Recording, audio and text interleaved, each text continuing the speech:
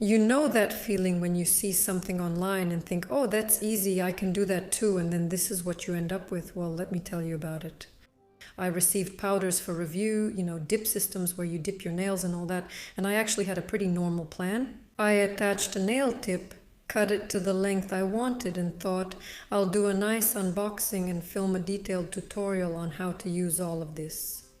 By the way, here's the unboxing itself. They sent us a little autumn gift, can you imagine? Maple syrup, some leaves, and 2 shades of powder, which are actually contrasting.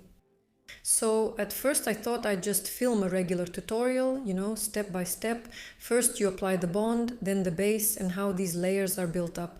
Well, you can watch that.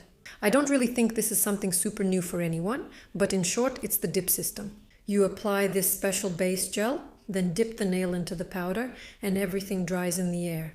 It's perfect for clients who have allergies, burns, and so on. And it's applied in a certain way, as you can see, not on the whole nail at once, but in parts, because in this system there's no way to even out the nails. For example, like we do with gel or base. So the nail structure is built up a little differently, but it is possible. And here, somewhere in the middle, I remember that I saw a great masterclass by Olia Chumachenko, where she also creates designs with these powders. And then, of course, I really wanted to try it myself. And in her video, everything looked amazingly easy and simple. I thought, oh, I can do it too.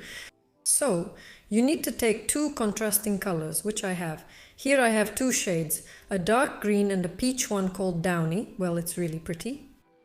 Basically, you need to take one of the colors, pour it into a French manicure tray, but you can also use it for nail art. And add the second one as well. Basically, we need to create something like a texture. Yes, so we mixed 2 contrasting ones, and now I'll mix them a little with an orange stick, but not all the way. This way we get a kind of whimsical pattern. Well, at least he had something like that. And now, when I stopped in the middle to film the step-by-step tutorial, I thought I would do everything on this base, but I should have used the color that is supposed to be the base. So, basically, we apply this base again, and you need to dip it just like this, but with the other side upside down. Usually you dip it like this, immersing it, but here I'm dipping it and this is what I get. I thought, well, it's okay, it's fine, there's just a little bit missing on the edge. I thought I'd just add the pieces that didn't fit there. Basically, there's nothing wrong with that. But then I realized that one coat isn't opaque enough, exactly because I used a different color before. Well, the plan was different, but I changed my mind a bit in the middle. Basically, you shouldn't do it this way. This is actually a video about how you shouldn't do things, and about how everything on the internet seems so easy and simple, but no, it's not easy and simple. But when I dipped it the second time, obviously the whole pattern that was there before just got all mixed up, and it just turned into a mess. I was still hoping here that if I apply this hardener, the top coat, sealer, whatever it's called, the finishing layer that helps everything set, I thought, well, I'll file it a little and it'll be fine. First comes the messy stage, then you get nice nails. So I filed them a little and then a bit more than a little, but no, nothing turned out well. What I mean is, it's not always the case that when you see something online and it seems like, oh, it was all so easy and simple. No, sometimes it might not work out, and I want to leave this video here. I want to share this.